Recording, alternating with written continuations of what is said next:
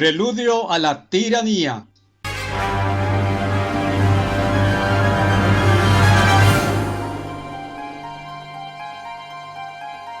Estamos viviendo y experimentando el preludio profetizado en Daniel 7, versículo 7. He aquí una cuarta bestia espantosa y terrible y extremadamente fuerte, y tenía grandes dientes de hierro, devoró y partió en pedazos y pisoteó el residuo con los pies. Según el diccionario de Webster, la palabra preludio significa 1. Una actuación, acción o evento introductorio que precede y prepara al director o un asunto más importante. 2. Una sección musical o movimiento que presenta el tema o tema principal o que sirve como introducción a una ópera u oratorio. De todos los países israelitas y ciertamente aquellos que pueden ser identificados como Efraín, Australia y Nueva Zelanda, parecen tener entre dientes la forma draconiana en que están imponiendo los mandatos gubernamentales sobre vacunación. Tenga en cuenta la siguiente perorata de Michael Gunner, el ministro principal del Territorio del Norte de Australia. Dice: si está en contra del mandato, usted es un antivacuna absolutamente. No me importa cuál sea su estado personal de vacunación. Si usted, campeón, apoya o da luz verde o consuela, acoge a cualquiera que discuta en contra de la vacuna, usted es un antivacunas absolutamente. Su estado personal de vacuna es completamente irrelevante. Si hace campaña contra el mandato, si hace campaña contra las personas que se vacunan en entornos vulnerables, maestros en las aulas, seré muy claro en ese punto en el tiempo. La gente está apoyando la idea de que un maestro no esté vacunado en un aula comunitaria remota, con niños que no pueden ser vacunados. Lo rechacé, todavía rechazo eso.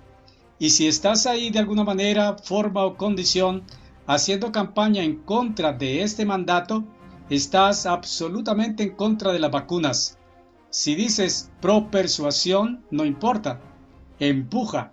Vamos a asegurarnos de que tantos territorios como sea posible estén vacunados. Esa es nuestra mejor protección contra esto. Y si miras lo oscuro que ha salido esto desde entonces, parece que existiera oscuridad en aplicar doble dosis a 80 en comunidades remotas a partir de 5 personas en adelante. Creo que verás que nuestro mandato de vacunas es absolutamente crucial para proteger la vida, particularmente la vida aborigen. Y nunca me alejaré de apoyar las vacunas y a cualquiera que sea pro mandato. Ustedes son antivacunas.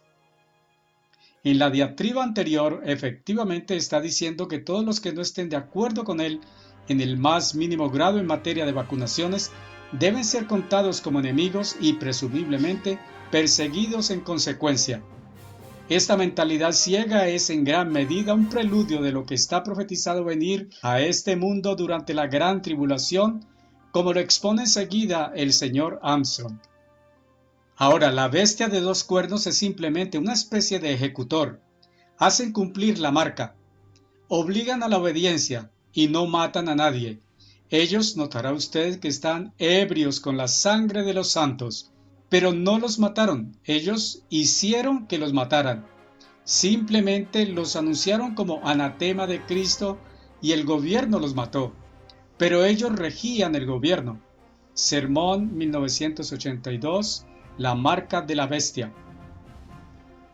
Nos encontramos actualmente entre el cuarto y quinto de los 5 regímenes que Platón describía como los 5 regímenes de gobierno, que van desde la aristocracia a la timocracia, o gobierno de los terratenientes, la oligarquía, democracia, y esperando ahora la fase final de la tiranía. Reconociendo la fuente.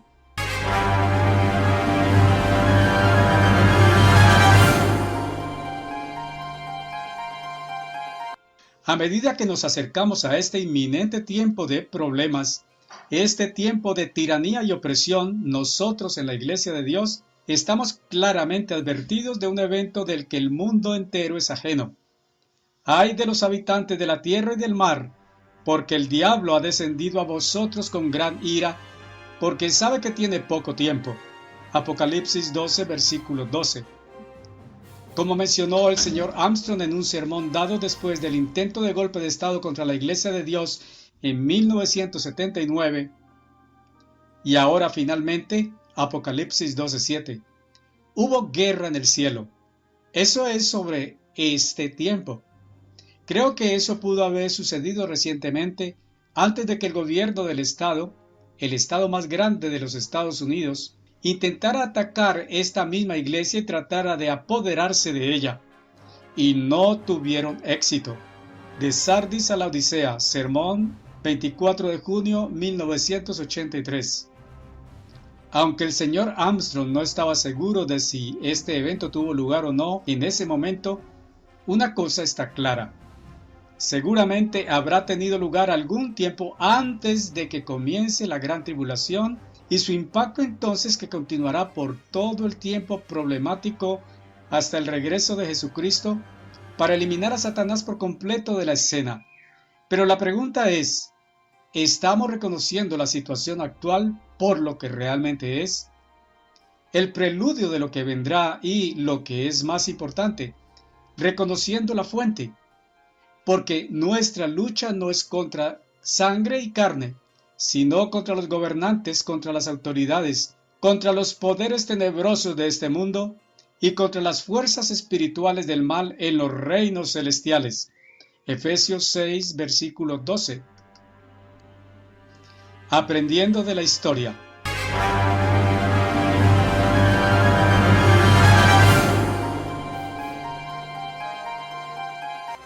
Los miembros de la Iglesia de Dios del tiempo del fin probablemente se encontrarán presenciando algunos incidentes verdaderamente catastróficos que fluyen de esta confrontación invisible, pero muy real del reino espiritual.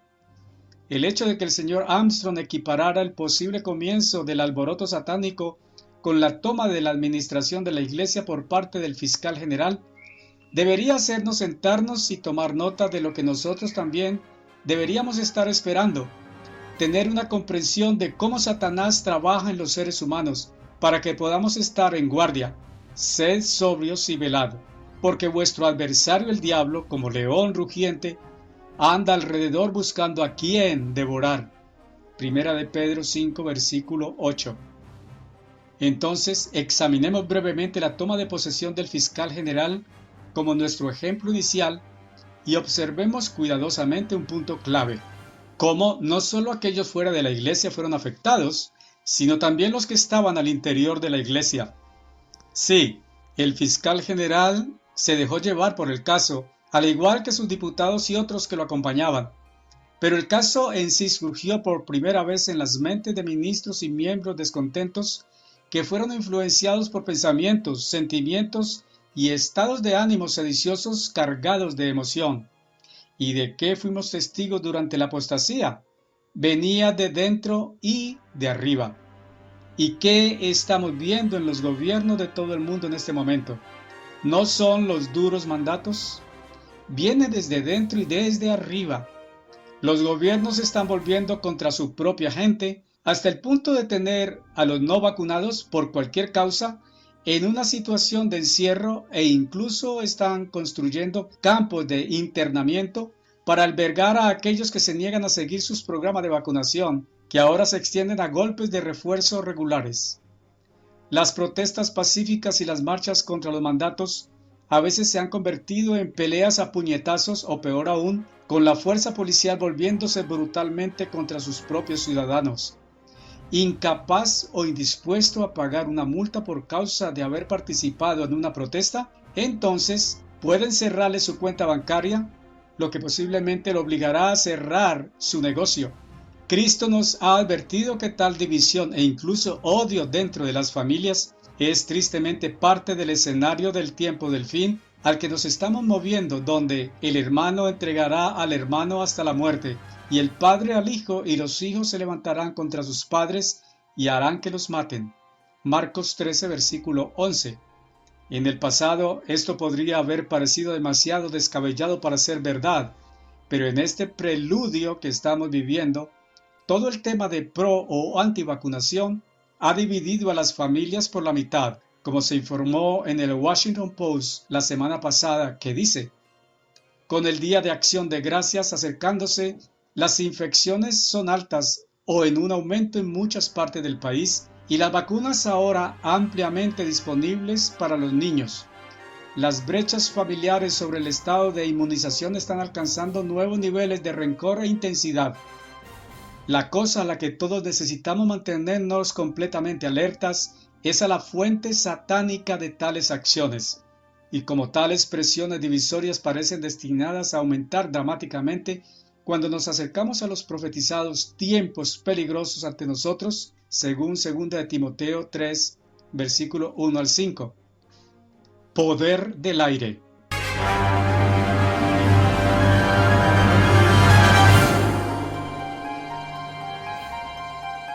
Si pudieran ver a Michael Gunner citado arriba, notarán la emoción salvaje, agresiva y casi desenfrenada detrás de su arrebato. Ahora, las emociones en sí mismas no son necesariamente incorrectas. Sería una rutina aburrida de una vida humana si no tuviéramos diferentes sentimientos y estados de ánimo, y Dios no nos estaría prometiendo gozo eterno si ese fuera el caso. Esto se pone de manifiesto de manera clara e inequívoca en el artículo del Sr. Armstrong sobre la madurez emocional en las Buenas Nuevas de marzo de 1985, titulado ¿Existe un enemigo en su hogar? Dios y Cristo son la fuente de todo bien, incluidas las emociones positivas. Él quiere miembros de la familia, no robots. Pero el Sr. Armstrong también es muy claro al explicar cómo Satanás se ha aprovechado de este hecho. Decidido a hacer todo lo posible para descarrilar el plan de Dios, ataca sutilmente a través de actitudes, estados de ánimo y sentimientos, sin palabras, sin hechos, pero predominantemente con emociones, tanto en otros con los que tratamos, como fue el caso del fiscal general y los miembros, como se mencionó antes, y con demasiada frecuencia también en nosotros. Escribió el Sr. Armstrong: Satanás, príncipe del poder del aire, agita los espíritus de los humanos, inyectando en ellos actitudes, estados de ánimo e impulsos de egoísmo, vanidad, lujuria y codicia, actitudes de resentimiento contra la autoridad, celos y envidia, de competencia y contienda, de resentimiento y amargura, de violencia, asesinato y guerra. La gente no reconoce la fuente de estas actitudes, sentimientos, motivos e impulsos. Como dije, ellos no ven al Satanás invisible, no escuchan ninguna voz audible, no saben que la actitud proviene de Satanás, Apocalipsis 12:9, pero llegan a sentir tales actitudes, impulsos y deseos. Así es como Satanás engaña al mundo entero. Así pues, el mundo entero ha sido influido por Satanás en lo que a menudo llamo simplemente la forma de vida de obtener, la forma que se ha vuelto habitual y natural, que llamamos naturaleza humana. ¿Creó Dios la naturaleza humana? Folleto. Ahora mismo en el Reino Unido, fuertes ráfagas de viento azotan la región, que se pronostica que alcanzará más de 75 millas por hora en algunas partes del Reino Unido. Hay una fuerza increíble en el poder del aire, y físicamente lo ignoramos a nuestro propio riesgo, cuanto más espiritualmente. Y lo que estamos presenciando actualmente en todo el mundo está siendo orquestado poderosa y espiritualmente, y no por ningún tipo de proceso de pensamiento humano razonado paso a paso. Al examinar una serie de ejemplos bíblicos específicos, comencemos a comprender cómo la barbarie de Satanás en el tiempo del fin se logrará casi con certeza a través de una poderosa escalada de emociones ilógicas y dirigidas negativamente, donde la emoción egocéntrica se usa para nublar el juicio razonado, resultando en lo que solo puede describirse como resultados realmente locos, y probablemente en la mayoría de los casos, como se atestigua en el relato de Hechos 19, los que se suscitan en conmociones tan violentas simplemente son influenciados por la multitud y no tienen una comprensión real de los problemas. Ante esto, su ira se encendió y empezaron a gritar: «¡Grande es Artemisa!», o la diosa Diana de los Efesios. Pronto toda la ciudad se llenó de confusión. Todos corrieron al anfiteatro arrastrando a Gayo y a Aristarco, que eran los compañeros de viaje de Pablo desde Macedonia. Pablo también quería entrar, pero los creyentes no lo dejaron. Algunos de los funcionarios de la provincia, amigos de Pablo, también le enviaron un mensaje rogándole que no arriesgara su vida entrando al anfiteatro. Adentro la gente gritaba una cosa y otra. Todo estaba en confusión. De hecho, la mayoría de ellos ni siquiera sabían por qué estaban allí.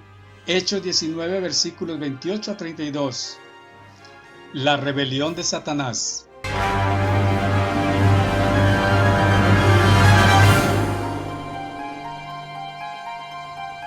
Cuando pensamos en tales influencias satánicas, nuestras mentes bien pueden ir a la ilusión arrogante y engreída de Adolf Hitler que tenía de sí mismo.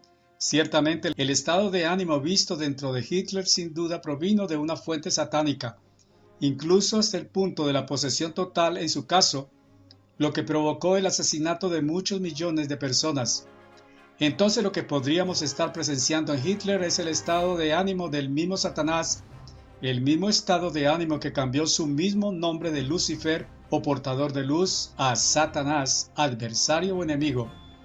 Pero no solo se convirtió en un enemigo, se convirtió en un enemigo loco, pues en el proceso había corrompido su sabiduría a causa de su brillo, según Ezequiel 28, versículo 17. Comenzó a pensar de una manera fundamentalmente ilógica e irracional de que él, un ser creado, podía exaltarse a sí mismo por encima del eterno Dios creador, que no tenía principio, el yo soy, que existe por sí mismo, y deseando reemplazar a tal ser, imaginaba que podía gobernar sobre todas las cosas por sí mismo. Totalmente absurdo. Y este engaño fue un paso más allá cuando comenzó su intento de influir y dirigir a otros ángeles hacia su forma de pensar para asumir también un resentimiento inquietante hacia su creador. ¿Cómo podía hacer eso? Bueno, no podría haber sido a través de hechos fríos y duros, pero es mucho más probable trabajando en sus emociones, corrompiendo su sabiduría con su brillo, por lo cual ellos mismos también comenzaron a razonar como él, de una manera emocionalmente distorsionada en lugar de lógicamente y coherentemente. Citando al señor Armstrong, dice: ahora bien, este Satanás estaba lleno de vanidad, y la vanidad se exalta a sí misma, y comenzó a exaltarse a sí mismo por encima de Dios, y entonces dijo: enalteceré mi trono por encima de Dios, ascenderé, subiré y derribaré a Dios de su trono. Ahora bien, podría haberse tomado millones de años, no lo sabemos, convencer a los ángeles bajo su mando de que la competencia contra Dios sería mejor que la obediencia a Dios, y pensando que era tan grande que quería ser más grande que cualquiera, y pensando en lo que quería hacer en lugar de lo que se le dijo que hiciera, y organizándolos en un ejército. Y así, la primera invasión para tratar de lograr un golpe de estado y tomar el trono de Dios y derribar a Dios de su trono, ocurrió antes de que se creara un primer ser humano. El tronco del árbol. Sermón, octubre 1983. Nuestros primeros padres.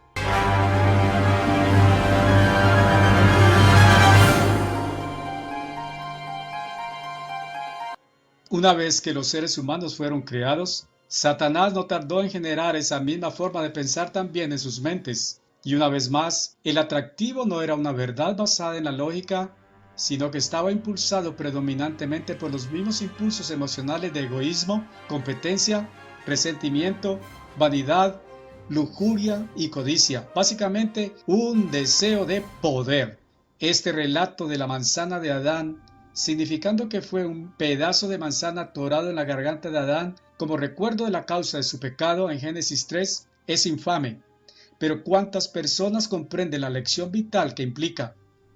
Su primera línea de ataque fue hacer que Eva se sintiera disgustada con el hecho de que Dios no les había dado acceso ilimitado a absolutamente todos los árboles que había allí.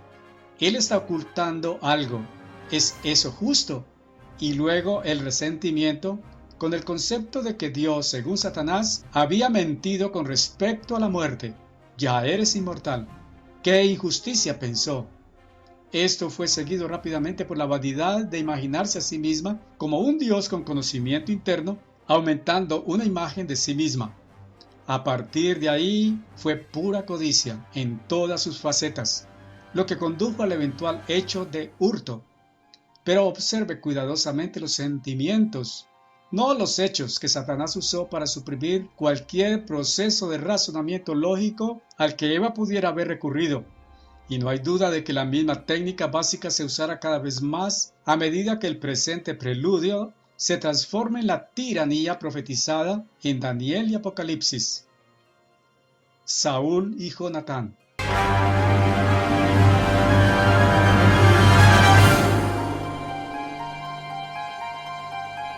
Alrededor del tiempo en que Samuel ungió a David como rey delante de su familia, se nos dice que el espíritu del Eterno se apartó de Saúl y un espíritu maligno del Eterno lo turbó.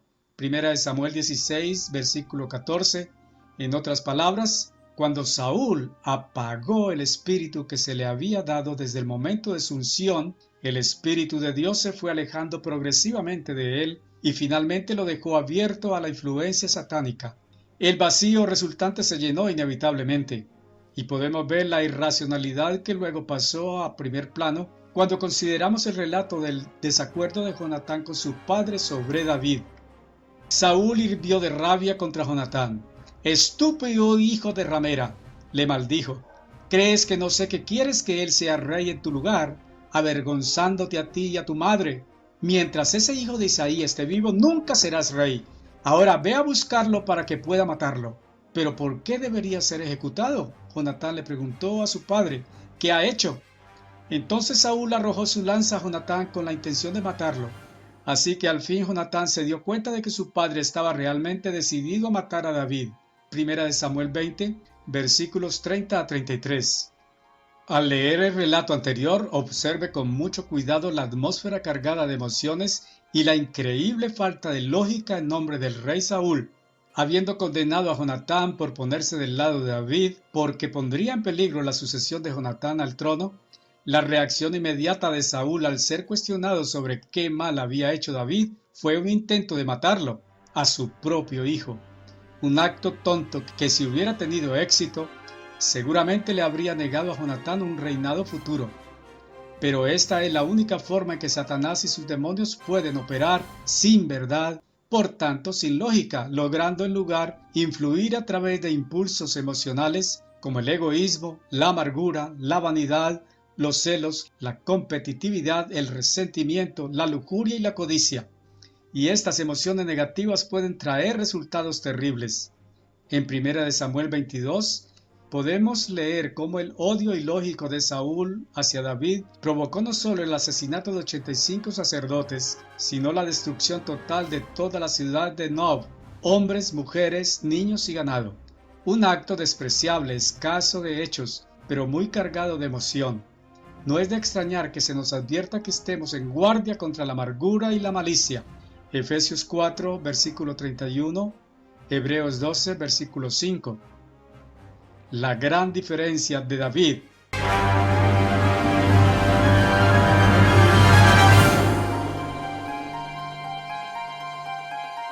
Cuando contrastamos la ira ilógica de Saúl con la aceptación silenciosa de David de la voluntad de Dios, nos encontramos presenciando una clara evidencia física de una base espiritual subyacente. Pero, ¿cuál era exactamente esa base espiritual? ¿Qué fue lo que impulsó a David a reaccionar de una manera honorable ante los ataques demoníacos de Saúl? Y lo que es más importante, ¿qué podemos aprender al final de los tiempos de un ejemplo tan excelente? Y sucedió después que le dolió a David en su corazón porque le había cortado la falda a Saúl, y dijo a sus hombres: «No permita el Señor que haga esto a mi Señor, el ungido del Señor, de extender mi mano contra él, porque él es el ungido del Señor». David detuvo a sus siervos con estas palabras y no les permitió que se levantaran contra Saúl. Pero Saúl se levantó de la cueva y siguió su camino. Primera de Samuel 24, versículos 5 al 7. Y dijo David a Abisai: «No lo mates, porque ¿quién extenderá su mano contra el ungido del Eterno y será inocente?». David dijo además: «Vive el Señor, que el Señor lo herirá, o llegará su día de morir, o descenderá a la batalla y perecerá. No permita el Señor que extienda mi mano contra el ungido del Señor, pero te ruego que tomes ahora la lanza que está a su cabecera y el cántaro de agua y vámonos.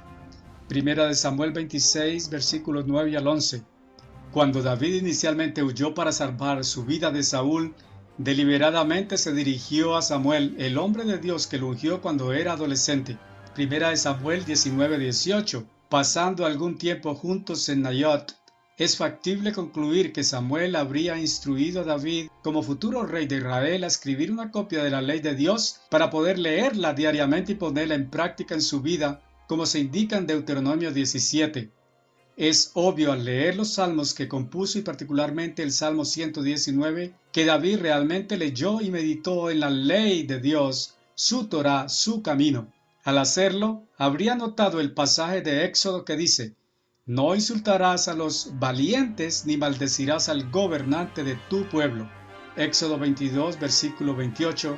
Y así, parece probable que esta amonestación, junto con el Espíritu Santo que le fue dado, le dio la sabiduría piadosa y el autocontrol necesarios para enfrentar los planes asesinos de Saúl y darse cuenta de quién o qué estaba realmente detrás de ellos. De hecho, cuando se enteró de la muerte de Saúl y Jonatán en la batalla, pudo ofrecer el sincero tributo al decir: ¿cómo han caído los grandes? Segunda de Samuel 1, versículo 25. Locura contra Cristo.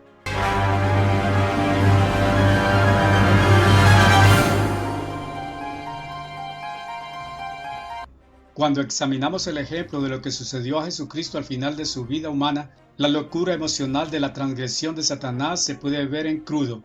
Aquí estaba un individuo que sanó a los enfermos, resucitó a los muertos, alimentó milagrosamente a varios miles, y como el apóstol Pedro le dijo a Cornelio, cómo Dios ungió a Jesús de Nazaret con el Espíritu Santo y con poder, quien anduvo haciendo bienes y sanando todos los oprimidos por el diablo, porque Dios estaba con él. Hechos 10, versículo 38. Incluso los fariseos mismos estuvieron de acuerdo con esta evaluación cuando Nicodemo confesó: sabemos que ha venido de Dios como maestro, porque nadie puede hacer estos milagros que los que él hace si Dios no está con él. Y sin embargo, increíblemente, no solo hicieron caso omiso de todo lo anterior cuando Satanás los incitó, sino que clamaron activamente por su sangre con tal odio que exigieron a Pilato que soltara al asesino Barrabás. Ahora bien, en esa fiesta le soltó un prisionero deseado, quien quiera que fuera, y había uno llamado Barrabás que estaba atado con los que se habían insurrecto con él, que habían cometido asesinato en la insurrección. Y la multitud que gritaba en voz alta comenzó a desear que él hiciera como siempre les había hecho. Pero Pilato le respondió diciendo: ¿queréis que os suelte al rey de los judíos? Porque sabía que los principales sacerdotes lo habían entregado por envidia. Pero los principales sacerdotes incitaron al pueblo a que le soltara a Barrabás. Y Pilato respondió y les dijo de nuevo: ¿qué queréis pues que le haga a aquel a quien llamáis rey de los judíos? Y volvieron a gritar: crucifícalo. Entonces Pilato les dijo: ¿qué mal ha hecho? Y clamaron con más fuerza: crucifícalo. Marcos 15, versículos 6 al 14. No eran los romanos los que querían acabar con Cristo, sino, como señaló Pilato, versículo 10, los principales sacerdotes movidos por la envidia. Traición desde dentro, sus propios compatriotas, y desde arriba. Cristo era mucho más popular que ellos entre la gente y detestaban renunciar a su posición y poder sobre ellos.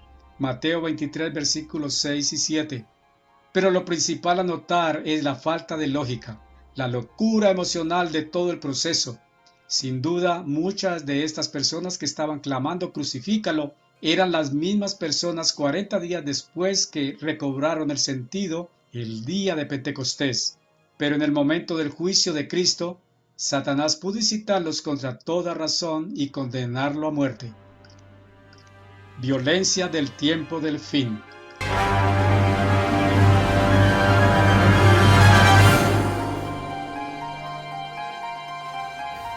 ¿Cuántas veces cuando leemos las noticias o vemos la televisión hemos pensado: pero esto no tiene sentido?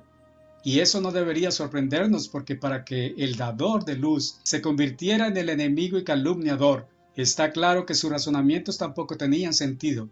En consecuencia, debemos recordar que Satanás no intenta influir en la humanidad a través de palabras o hechos, que podrían probarse de una forma u otra, sino a través de actitudes, estados de ánimo y sentimientos, es decir, predominantemente emociones. El efecto en el mundo, visto hasta cierto punto en la escala de disensión sobre el tema de las vacunas y el caos político, finalmente conducirá a la tribulación y al movimiento de naciones enteras hacia una guerra suicida. Y vi a 3 espíritus inmundos como ranas salir de la boca del dragón, y de la boca de la bestia, y de la boca del falso profeta, porque son espíritus de demonios obrando milagros, que salen a los reyes de la tierra y del mundo entero, para reunirlos en la batalla de ese gran día del Dios Todopoderoso. Apocalipsis 16, versículos 13 al 14. Escrito está.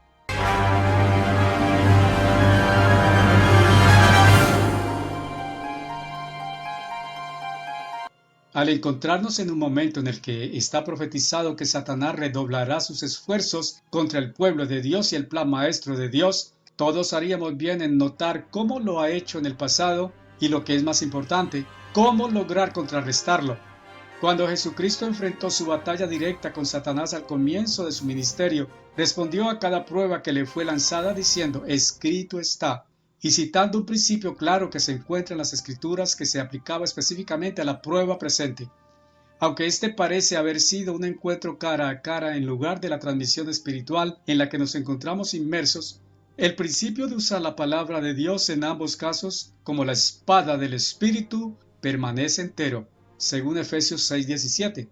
Pero él respondió y dijo: escrito está, no solo de pan vivirá el hombre, sino de toda palabra que sale de la boca de Dios. Jesús le dijo: también está escrito, no tentarás al Señor tu Dios. Entonces Jesús le dijo: vete, Satanás, porque escrito está, al Señor tu Dios adorarás y a Él solo servirás. Mateo 4, versículo 4, 7 y 10. Lo que podríamos llamar la espada satánica, las palabras y acciones de hombres movidos e inspirados por Satanás, es lo que encontramos a nuestro alrededor en los medios de comunicación y nuestras interacciones diarias con el mundo. Se nos ha dado la palabra de Dios para ayudar a anular este bombardeo espiritual.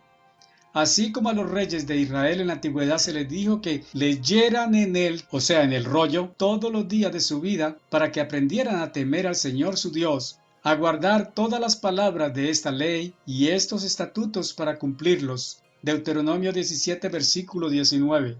Nosotros también, como reyes y sacerdotes del futuro.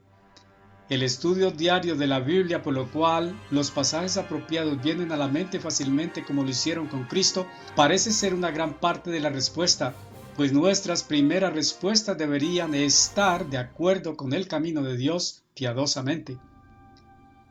Nuestra estrategia de supervivencia.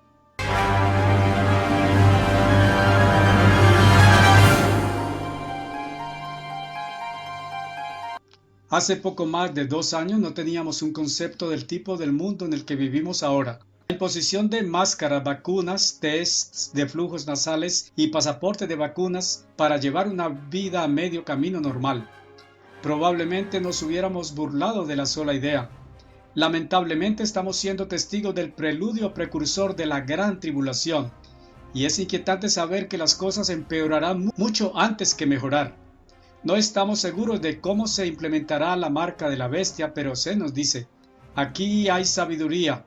El que tiene entendimiento cuente el número de la bestia, porque es el número de hombre. Apocalipsis 13, versículo 18. Y no un virus o una vacuna como algunos creen. Pero parece como si estuviéramos en una especie de prueba en seco para ver cuánto control pueden imponer los gobiernos por la fuerza antes de que sus súbditos se rebelen. Pero estando preadvertidos, podemos prearmarnos, y no en algún tipo de forma preparadora de almacenar cobertizos llenos de comida o acaparar armas y municiones, sino más bien atesorar la palabra de Dios como nuestra tienda de alimentos y la espada del Espíritu en lugar de un AK-47. Por tal razón, Proverbios 4 versículos 20 a 23 dice: Hijo mío, presta atención a mis palabras, presta atención a mis razones. No dejes que se te escapen de la vista. Guárdalos en tu mente. Son vida para quien las encuentra y curación para todo su cuerpo. Más que cualquier cosa que guardes, protege tu mente, porque la vida fluye de ella. A través de un conocimiento práctico de la palabra de Dios y la ayuda del Espíritu Santo para comprender y para darnos el poder de vivir su estilo de vida, podemos cortar las mentiras descaradas, las verdades a medias y la falta drástica de lógica dentro de las actitudes, estados de ánimos, sentimientos y pasiones que se están difundiendo cada vez con mayor fuerza, seguros de nuestro conocimiento de que Dios no puede ser objeto de burla, que Él no dejará que los impíos queden sin castigo y que hay un magnífico futuro por delante para toda la humanidad. En ese sentido, el profeta Isaías fue inspirado a escribir: Oh Señor, tú eres mi Dios, te exaltaré, alabaré tu nombre, porque has hecho maravillas. Tus consejos de antaño son fidelidad y verdad, porque has hecho de una ciudad un montón, de una ciudad defendida una ruina, un palacio de extraños para no ser ciudad. Nunca se construirá. Por tanto, el pueblo fuerte te glorificará, la ciudad de las naciones terribles te temerá, porque has sido fortaleza para el pobre, fortaleza para el menesteroso en su angustia, refugio de la tormenta, sombra del calor, cuando la ráfaga de los terribles es como tormenta contra la pared. Bajarás el ruido de los extraños, como el calor en un lugar seco, incluso el calor con la sombra de una nube. La rama de los terribles será abatida, y en este monte el Señor de los ejércitos hará todos los pueblos banquete de manjares, banquete de vinos fermentados, de gruesos tuétanos, de vinos con fermentos bien refinados, y destruirá en este monte la faz de la cubierta echada sobre todos los pueblos, y el velo que está extendido sobre todas las naciones. Se tragará a la muerte en la victoria, y el Señor Dios enjugará las lágrimas de todos los rostros, y quitará la reprensión de su pueblo de toda la tierra, porque el Señor lo ha dicho. Y se dirá en aquel día: He aquí, este es nuestro Dios, le hemos esperado, y Él nos salvará. Este es el Señor, lo hemos esperado, nos alegraremos y nos regocijaremos en su salvación. Isaías 25, versículos 1 al 9.